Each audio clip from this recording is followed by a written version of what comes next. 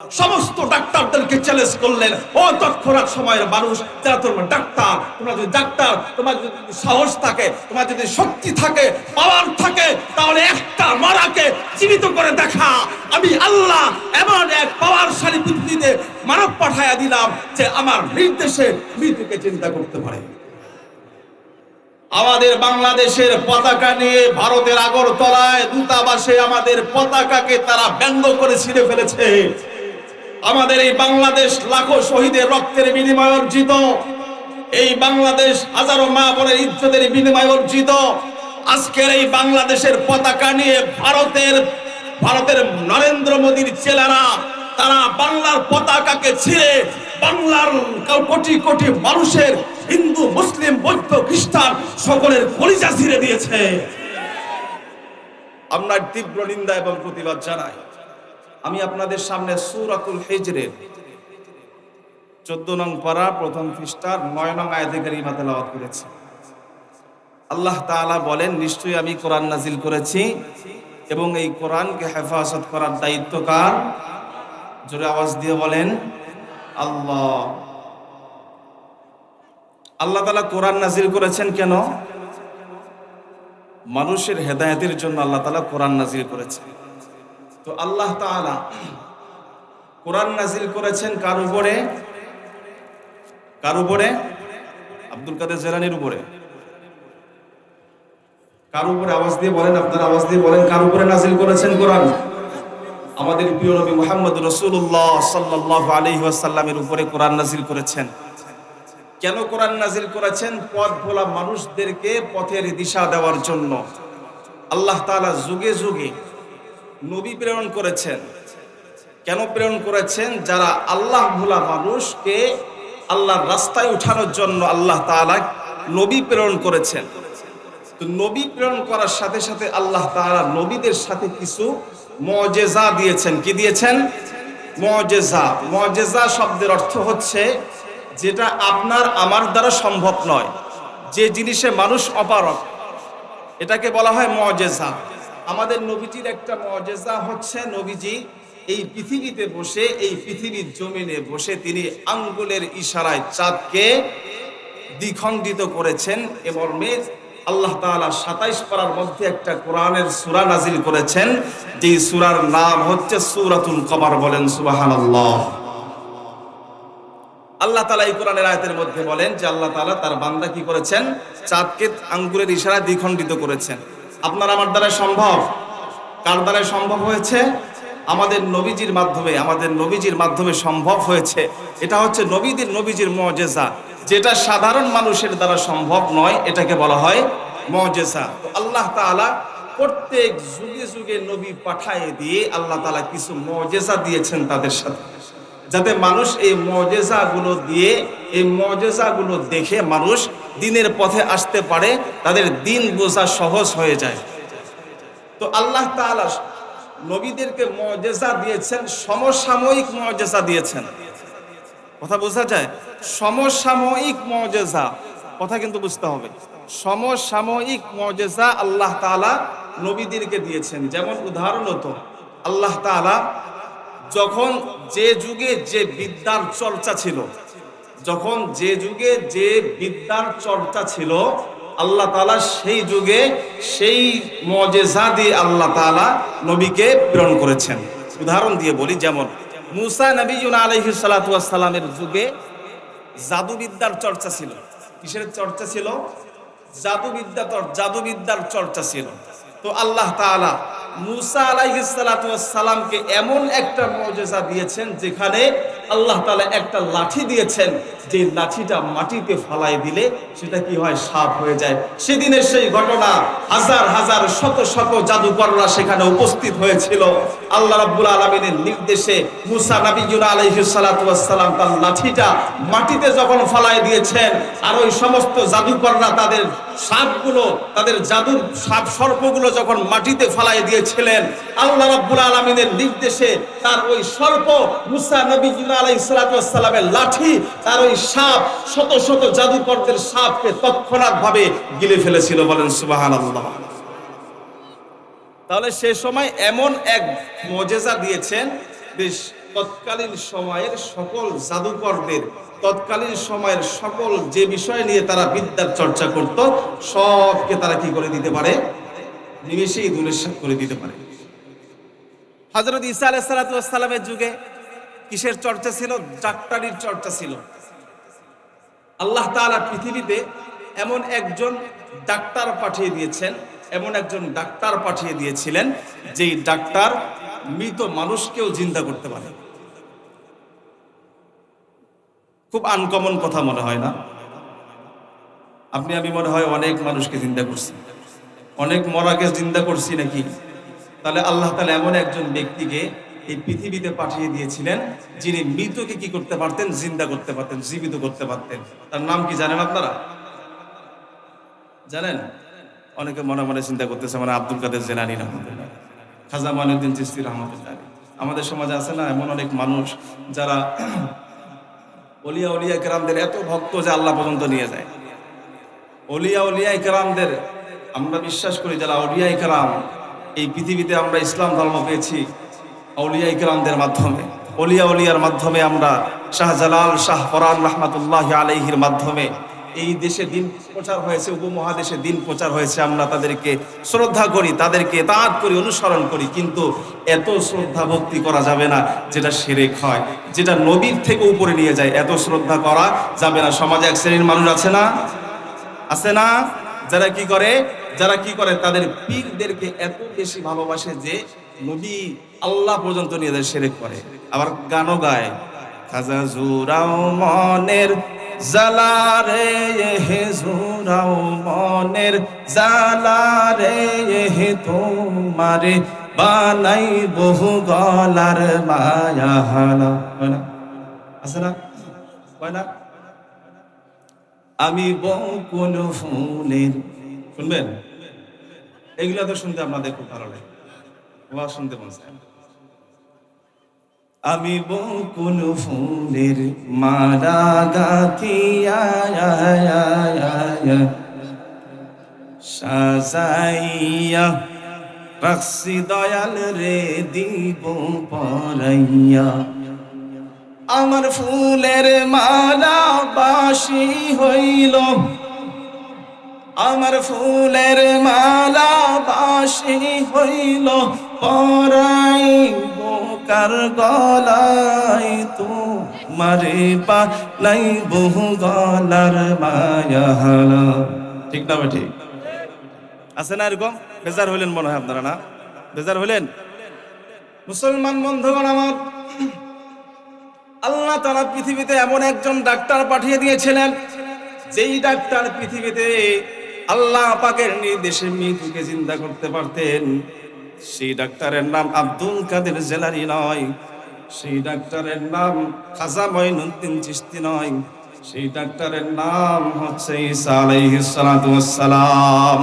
আল্লাহ রাব্বুল আলামিন সূরা আলে ইমরানের 49 নং আয়াতের মধ্যে বলেন, কোরআন খুলে দেখেন,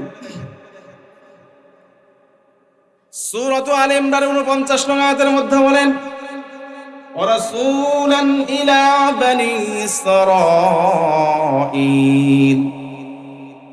ঈসা আলাইহিস সালাতু ওয়াস সালাম বনি ইসরাঈলকে গিয়ে বলতেছেন, আমি বনি ইসরাঈলের কাছে নবী হিসাবে প্রেরিত হয়েছি।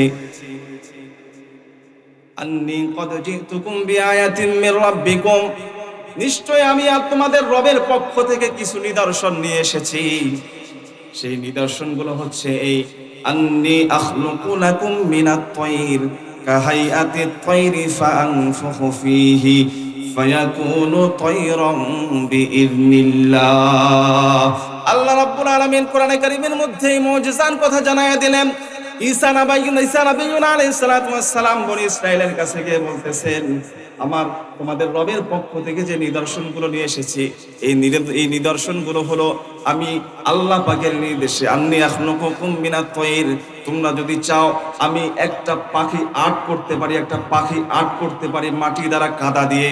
ফাআনফুখু ফীহি, অতঃপর সেই কাদার দ্বারা মাটির তৈরি পাখির মধ্যে ফুৎকার দেব।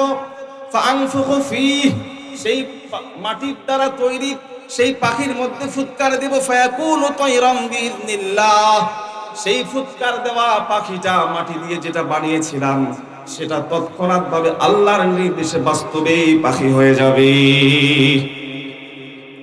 আরো কি মুজিজা আল্লাহ তাআলা দিলেন সেই আয়াতের পরেই অংশ আল্লাহ তাআলা বলতেছেন ওয়া উবরিউল আকমাহা ওয়াল আবরাসা ওয়া উহয়িল মাউতা বিইذনিল্লাহ। আল্লাহু আকবার বলেন। ঈসা বলতেছেন, ঈসা নবী আলাইহিস সালাতু ওয়াস সালাম বলতেছেন, আমি জন্ম অন্ধকে ভালো করতে পারি। যারা জন্ম অন্ধ, জন্মগতভাবে যারা অন্ধ, আমি তাদেরকে ভালো করে দিতে পারি। এবং যারা কুষ্ঠ রোগ, আমি তাদেরকেও সুস্থ করে দিতে পারি। এবং আমি মৃতকে জিন্দা করতে পারি। শুধু তাই নয়, আমি তোমাদেরকে এটাও জানাই দিতে পারি তোমাদের বাড়িতে কি আছে, কে কত টাকার ব্যাংক ব্যালেন্স করছেন, কার বাড়িতে কি খাবার আছে, কি আছে না আছে, আমি সেটাও বলে দিতে পারি। কে বলতেছেন? কে বলতেছেন? আওয়াজ দিয়ে বলেন।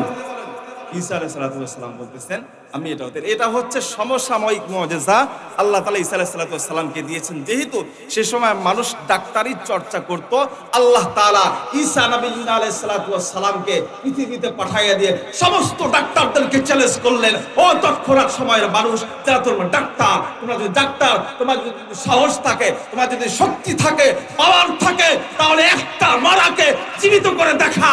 আমি আল্লাহ এমন এক পাওয়ারশালী পৃথিবীতে মানব পাঠাইয়া দিলাম যে আমার নির্দেশে মৃত্যুকে চিন্তা করতে পারে। এটা হচ্ছে ঈসা আলাইহিস সালামের আমাদের নবীজির মুজিজা। আমাদের নবীজির সব থেকে বড় মুজিজা কি জানেন? বলেন দেখি।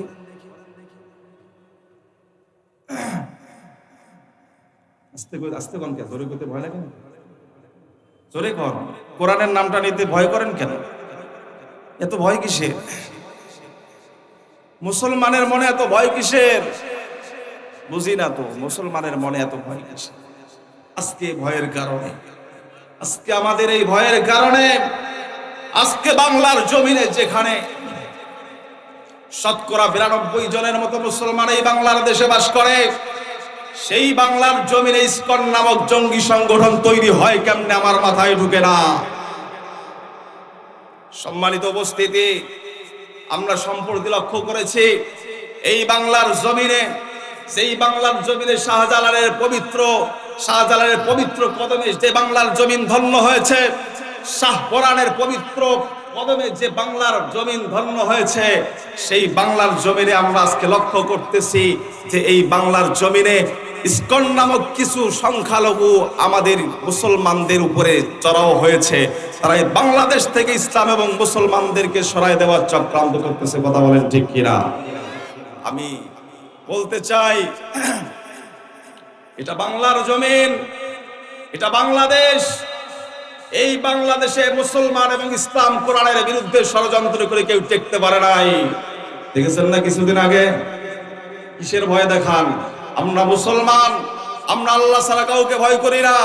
সংখ্যালঘু ভাইরা আমাদের এদেশে আমাদের আমানত, তাদের যেমন এদেশে অধিকার আছে, আমাদেরও এদেশে তেমন অধিকার আছে। তারা যদি বাজারে কোনো কিছু কিনতে যায়, তাদের কাছে যে মূল্য নেওয়া হয়, আমরা মুসলমান আমাদের কাছেও সে মূল্য নেওয়া হয়। কিন্তু আমি সংখ্যালঘু ভাইদেরকে বলতে চাই, আপনারা এদেশে আমাদের আমানত।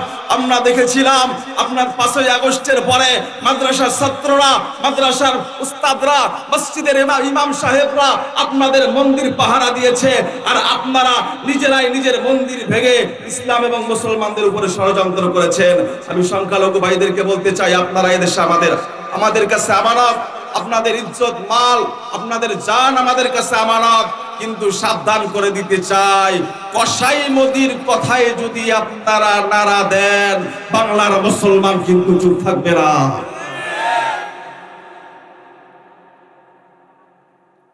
আরো তীব্র নিন্দা জানাই। কিছুদিন আগে, গত পরশুদিন বা তার আগের দিনের কথা, আমাদের বাংলাদেশের পতাকা নিয়ে ভারতের আগরতলায় দূতাবাসে আমাদের পতাকাকে তারা ব্যঙ্গ করে ছিঁড়ে ফেলেছে। আমাদের এই বাংলাদেশ লাখো শহীদের রক্তের বিনিময়ে অর্জিত, এই বাংলাদেশ হাজারো মা বোনের ইজ্জতের বিনিময়ে অর্জিত। আজকের এই বাংলাদেশের পতাকা নিয়ে ভারতের নরেন্দ্র মোদীর চেলারা তারা বাংলার পতাকাকে ছিঁড়ে বাংলার কোটি কোটি মানুষের, হিন্দু মুসলিম বৌদ্ধ খ্রিস্টান সকলের কলিজা ছিঁড়ে দিয়েছে। আমরা তীব্র নিন্দা এবং প্রতিবাদ জানাই। মুসলমান, ভয়ের কোনো কারণ নাই। ভয় করতে হবে কাকে? ভয় কাকে করব?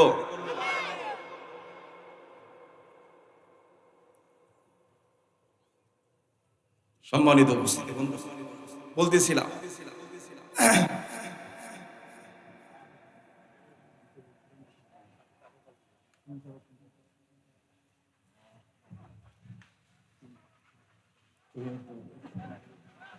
আমার বন্ধুগণ,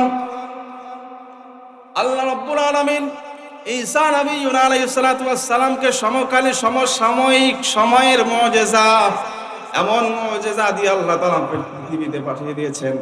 তৎকালীন সময়ের সমস্ত ডাক্তারদের বিদ্যাকে ঈসা নবী আলাইহিস সালাতু ওয়াস সালামকে হার মানিয়ে দিয়েছিলেন।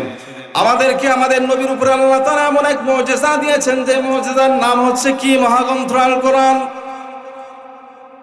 আমাদের নবীদের সব থেকে বড় মুজিজা হচ্ছে মহাগ্রন্থ আল কোরআন। আল্লাহ তাআলা সূরাতুল হিজরের 9 নং আয়াতের মধ্যে বলেন, ইন্না নাহনু নাযালনায যিকরা ওয়া ইন্না লাহু লাহাফিযুন।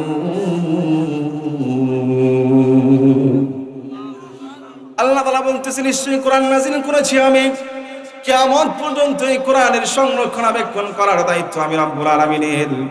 মুসলমান বন্ধুগণ, এই কোরআন নাজিল হওয়ার পরে পৃথিবীতে অনেক দার্শনিক, অনেক বৈজ্ঞানিক, অনেক ডাক্তার, অনেক ইঞ্জিনিয়ার এই কোরআন নিয়ে গবেষণা করেছে কোরআনের মধ্যে ভুল ধরার জন্য।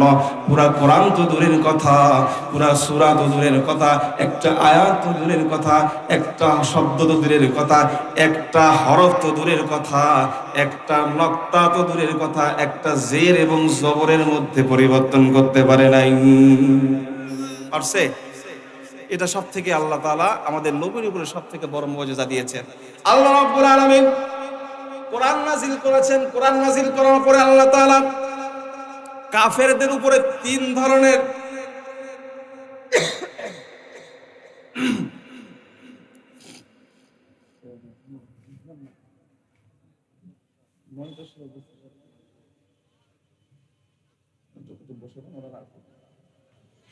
আল্লাহ রাব্বুল আলামিন কোরআন নাজিল করে কাফেরদের উপরে 3 ধরনের চ্যালেঞ্জ ছুড়ে দিয়েছিলেন।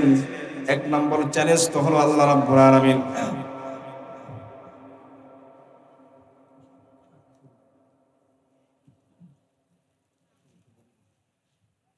আল্লাহ রাব্বুল আলামিন 1 নম্বর চ্যালেঞ্জ ছুড়ে দিয়েছেন পুরা কোরআন নিয়ে। কি নিয়ে? পুরা কোরআন নিয়ে চ্যালেঞ্জ ছুড়ে দিয়েছেন। সূরাতুল বাকারা এর 2 নং আয়াত, যালিকাল কিতাবু লা রাইবা ফীহ। এই পুরা কোরআনের মধ্যে, এই পুরা কিতাবের মধ্যে কোনো সন্দেহ নাই। কয় নাম্বার? পুরা কিতাব নিয়ে আল্লাহ রাব্বুল আলামিন চ্যালেঞ্জ করেছেন। আল্লাহ রাব্বুল আলামিন পুরা কোরআন নিয়ে যখন চ্যালেঞ্জ করেছেন, কাফেররা চুপ থাকে না। আল্লাহর নবীর উপরে অপবাদ দিতেই থাকে যে এটা মুহাম্মাদের বানানো। এবার আল্লাহ রাব্বুল আলামিন সূরাতু হুদের 13 নং আয়াতের মধ্যে আল্লাহ রাব্বুল আলামিন আরেকটা চ্যালেঞ্জ ছুড়ে দিলেন। আম ইয়াকুলুনা ইফতারা কুল ফাতু বিআশরি সুওয়ারিন মিসলিহি মুফতারায়াতিন ওয়াদউ মান ইসতাতা'তুম মিন দুনিল্লাহি ইন কুনতুম সাদিকিন। আল্লাহ রাব্বুল আলামিন প্রথমত 1 নাম্বার চ্যালেঞ্জ ছিল পুরা কোরআন নিয়ে। এবার আল্লাহ রাব্বুল আলামিন 2 নাম্বার চ্যালেঞ্জ ছিল, কাফেররা পুরা কোরআন দিয়ে আমি তোমাদেরকে চ্যালেঞ্জ করলাম না, আমি তোমাদেরকে চ্যালেঞ্জ ছুড়ে দিলাম পুরা কোরআনেরও দরকার নাই। আমার কোরআনের মধ্যে যে সূরাগুলো আছে এর মধ্যে থেকে 10টা সূরার মতো সূরা বানায় নিয়ে আসো। কাফেররা তারপরে চুপ নাই, তারা প্রপাগান্ডা চালাইতেই থাকে, আল্লাহর নবীর উপরে অপবাদ দিতেই থাকে। এবার আল্লাহ রাব্বুল আলামিন চূড়ান্ত পর্যায়ে একটা চ্যালেঞ্জ ছুড়ে দিলেন। সূরাতুল বাকারা এর 23 নং আয়াতের মধ্যে আল্লাহ রাব্বুল আলামিন বলেন, ওয়া ইন কুনতুম ফি রাইবিন মিম্মা নাযালনা আলা আবদিনা ফাতু বিসূরাতিন মিন মিসলিহি ওয়াদউ শুহাদাআকুম মিন দুনিল্লাহ ইন কুনতুম সাদিকিন। আল্লাহ রাব্বুল আলামিন তাম পৃথিবীর কাফেরদের উপরে তৎকালীন সময় চ্যালেঞ্জ ছুড়ে দিলেন এবং কিয়ামত পর্যন্ত সবার জন্য এই চ্যালেঞ্জ থাকবে।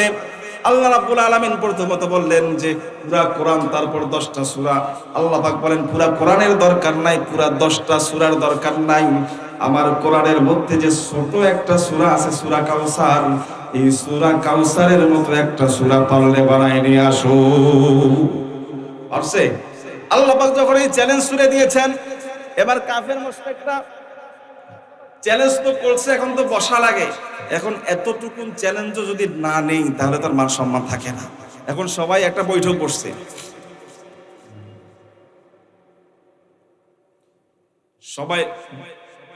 সবাই মিলে একটা বৈঠক বসছে। কাদের বৈঠক? বলেন বলেন। কাফেরদের বৈঠক বসছে। কাফেররা সবাই মিলে বৈঠক করছে, চ্যালেঞ্জ তো করছে, এখন তো এটা তো কাটা লাগবে নাকি। এখন সবাই মিলে বসছে, এই সূরার মতো সূরা কাউসারকে সামনে রাখছে। সূরা কাউসারের মতো একটা সূরা বানাবে, এই মর্মে সকল পণ্ডিত, দার্শনিক, বৈজ্ঞানিক সকলে একসঙ্গে একত্রিত হয়েছে, বসেছে তৎকালীন সময়। এমতো অবস্থায় ওই সময় ওই রাস্তার পাশ দিয়ে একজন মুসলমান ব্যক্তি, সাহাবা, সে সম্ভবত সূরাতুত তাহা এর কিছু কোরআনে কারীমের এই সূরাতুত তাহা এর আয়াতগুলো তেলাওয়াত করতে করতে ওই মজলিসের পাশ দিয়ে যাচ্ছে। তাহা মা আনজালনা আলাইকাল কুরআনা লিতাশকা ইল্লা তাযকিরাতান লিমান ইয়াখশা তানজিলাম মিম্মান খালাকাল আরদা ওয়াস সামাওয়াতিল উলা।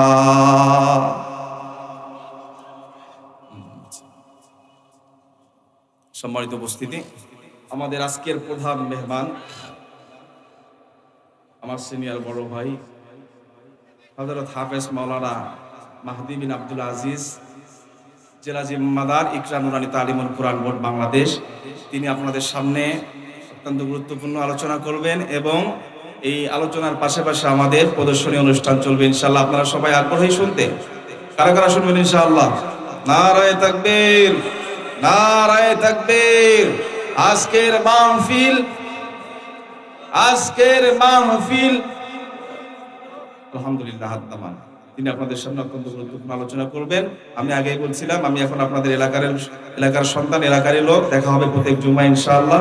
কথা হবে, আলোচনা হবে, সাক্ষাৎ হবে, মোলাকাত হবে, মহাব্বত বিনিময় হবে ইনশাআল্লাহ। আল্লাহ তাআলা আমাদের সকলকে এই কথাগুলোর উপর আমল করার তৌফিক দান করুন এবং আজকের মাহফিলকে আল্লাহ তাআলা হেদায়েতের জরিয়া বানায় দিন। ওয়া আখিরু দাওয়ানা আলহামদুলিল্লাহি রাব্বিল আলামিন। আসসালামু আলাইকুম ওয়া রাহমাতুল্লাহি ওয়া বারাকাতুহু। আলহামদুলিল্লাহ, অসংখ্য ধন্যবাদ হযরত মাওলানা মুফতি ইমতিয়াজ কবির হুজুরকে। সম্মানিত উপস্থিতি, আপনারা অল্প কিছুক্ষণের মধ্যেই দেখতে পাবেন আমাদের অত্র প্রতিষ্ঠান